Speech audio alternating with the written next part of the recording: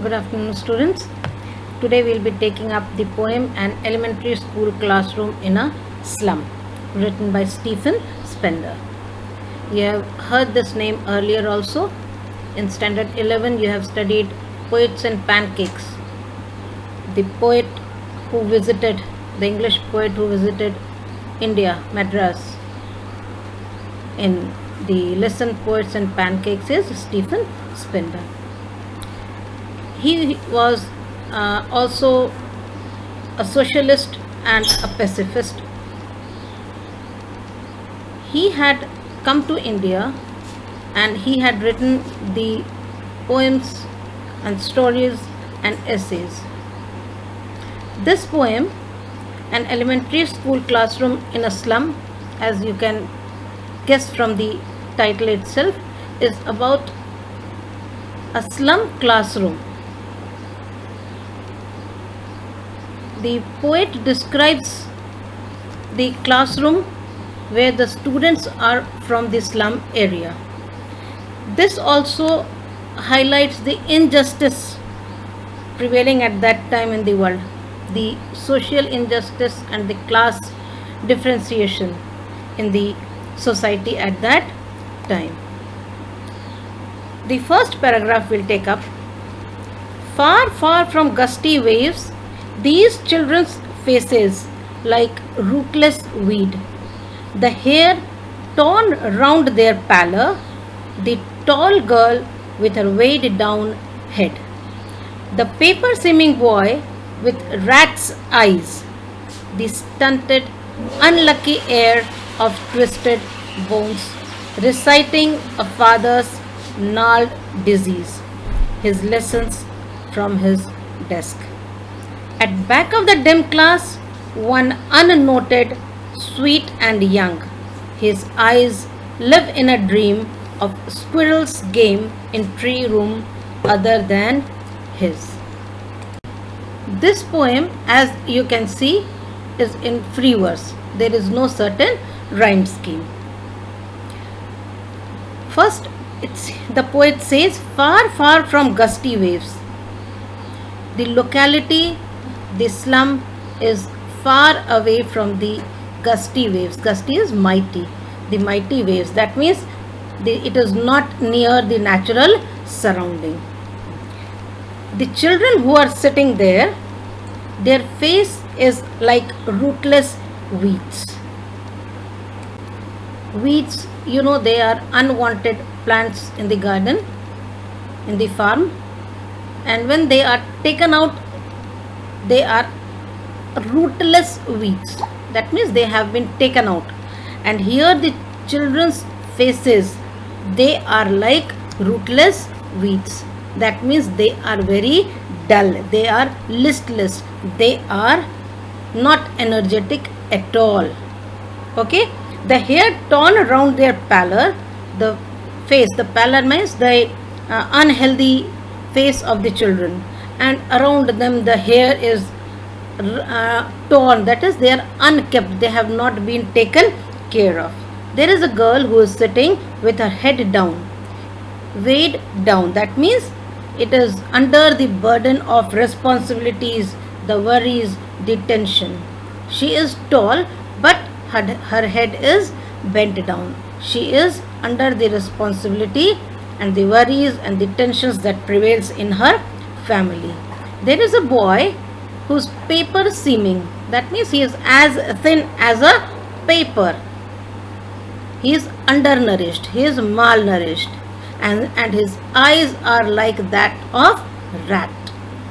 The rat was always in search of food. His eyes are like that of a rat.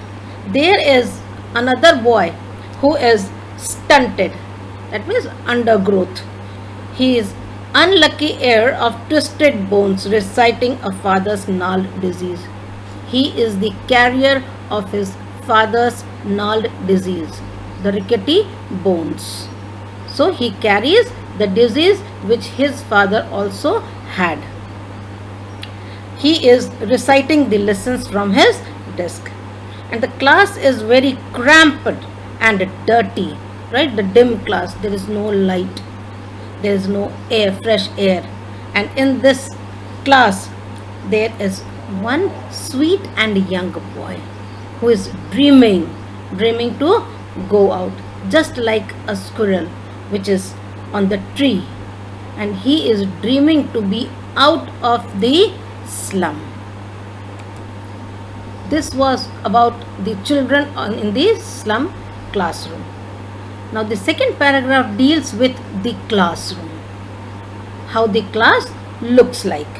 Of sour cream walls, donations, Shakespeare's head, cloudless at dawn, civilized dome riding all cities, built flowery Triley's valley, open-handed map awarding the world its world.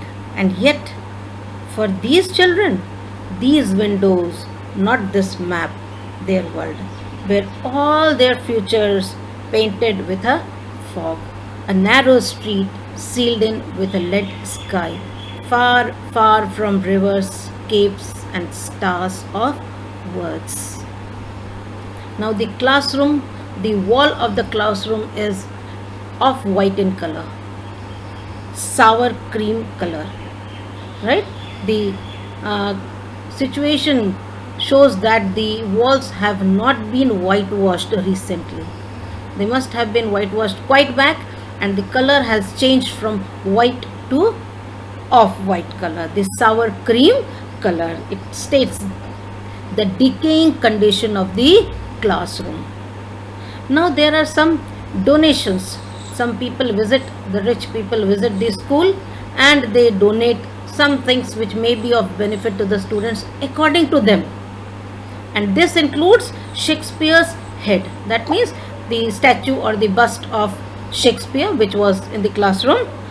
And there are charts which show the Triley's valley, right? It is an Austrian alpine province, a beautiful valley. And there are flowers and there are cities and everything in that chart. There is world map on the wall. All these are the donations from the rich people who have come to visit the school. Now the poet says all these things are on the wall of the classroom, but this is not their world. It is not the world of the children who are in the classroom. Their world is the window which shows the actual world.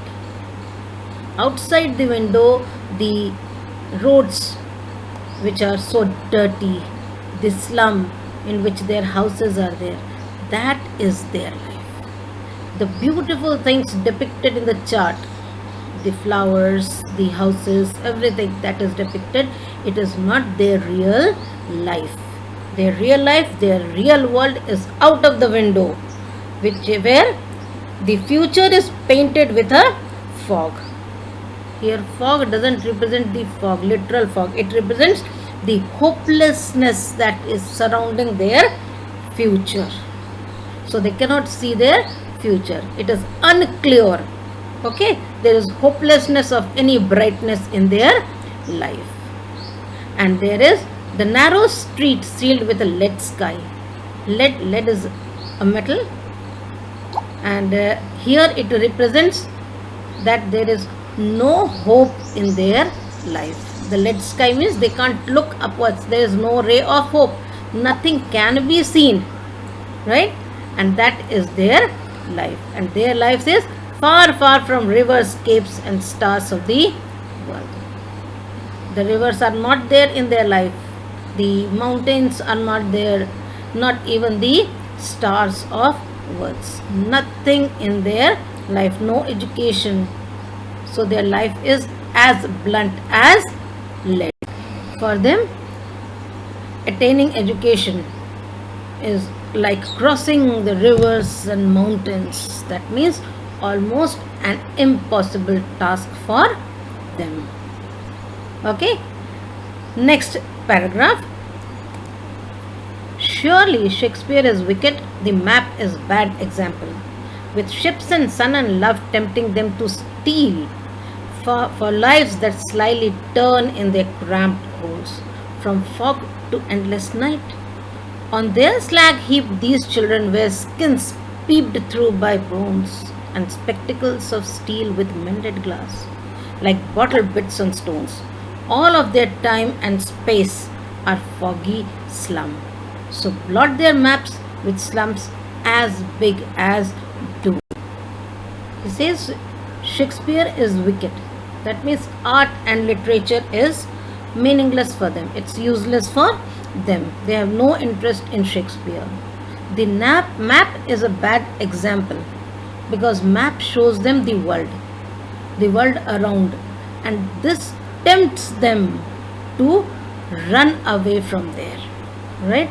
They want to run away and roam in ships and go to different places where the sun shines very brightly. Okay, but what happens for them? Cunningly their life, slyly, that is cunningly their life, turn in the cramped holes. Cramped holes means the houses which are very small, just like mouse holes, right?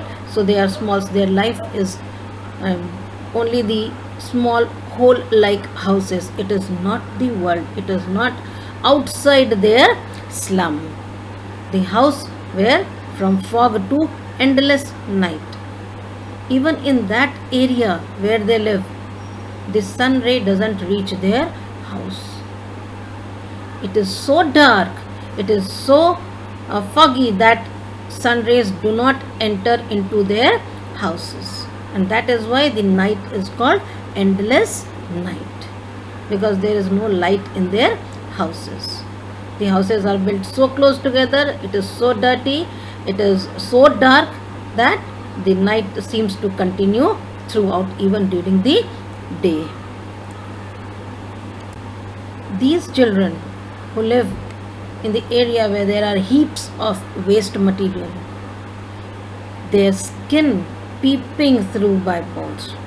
They wear skins. That means they are so thin, they don't have any muscles on their body. It seems as on the bones, the skin that they have is like clothes that they are wearing. That means they are very, very malnourished. And one boy, the children who are having the problem of sight, who cannot see clearly, they are wearing spectacles of steel mended with glass. They can't afford to have very good spectacles, so they wear the mended spectacles made up of steel, which is very, very heavy. They look like bottle bits on stone, right? The spectacles which look like bottle bits of stones, and all their time and space are foggy slum. So blot their maps with slums as big as doom.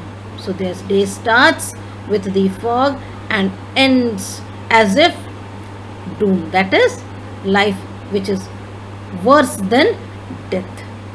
This is what they are leading. They are leading a very pathetic life in the slums. It is very bad life which they are leading. There is no ray of hope. The last paragraph deals what actually the political idea of Stephen Spender is. He wants what steps should be taken by the people to rectify the situation of these slum children. Unless governor, inspector, visitor, this map becomes their window, and their windows that shut upon their lives like catacombs. Break open till they break the town and show the children to green fields and make their world run azure on gold sands. And let their tongue run naked into books, the white and green leaves open. History theirs whose language is the sun. The poet says that this map will become their window, and the window that shut upon their lives like catacombs. Catacombs are the cemeteries in Rome. The tombs are there. So the poet says their life will become like that They will live their life in catacombs unless and until some governor, some inspector or visitor changes their life. And how can they change? They can change their life by break or break, open till they break the town. They have to reduce the difference between the city and the villages. They have to break the doors, they have to break open the doors towards the cities. These children should be taken out in nature, taken out to roam around in the sand, the azure sand, that means the deep blue colored, the color of the sky shining in the water, the sand on the seashore, and let them run on the sand. Let them enjoy the nature. Let them learn from the nature. And the books, right? The books, right? Let their tongues run naked into books. That means let them read the books. Let their tongues run naked into the books. Let them read the books. Let them read as much as they can. That means these visitors, these governors, these inspectors, they should provide the books for them. The white and green leaves open. The white and green. White here refers to books and green refers to nature. So open the nature and open the books for these children. Open a gate for these children to come out of their homes, of their slums, and see the world around them. This can only be done when someone takes the initiative, and that initiative has to be taken if you want improvement in the society, right? And then he says history theirs whose language is the sun. He says there is power, right? The people who have power and confidence in speech, they have the power to influence others and create history. When these children will run to read the books, when these children will run on the beaches, in the nature, they will have the power, they will have the confidence. And once their self-confidence is elevated, they are able to influence the people, they are able to change the world around them. So the poem ends with a positive note that something can be done, and these children who make history are the ones who shine like sun. They can be one of those if we try, right? We the people who are able to change the life of these children living in the slum, we can change the history also. Now let us look at the literary devices that are used in the poem. As I told you, this is free verse, there is no rhyme scheme. You must have seen the sentences that end in between and the sentence is incomplete, right? So it is free verse. Simile, that is used like rootless weed. Okay, the children are compared to rootless weed. It is simile there. Then like bottle bits on stones, the spectacles which are compared, the bottle bits, the thick bottles which are broken on stones, they seem as if the spectacles are like that. Metaphor, paper seeming boy, the boy who is as thin as a paper, who seems like a paper, the undernourished, the malnourished boy. The sour cream wall, right? The wall which is of off-white color, of the sour cream color. Next is crumpled holes. The cramped holes, the holes which are very small, just like the rat holes. Okay. The repetition is far, far in the beginning also and at the end of the third paragraph also.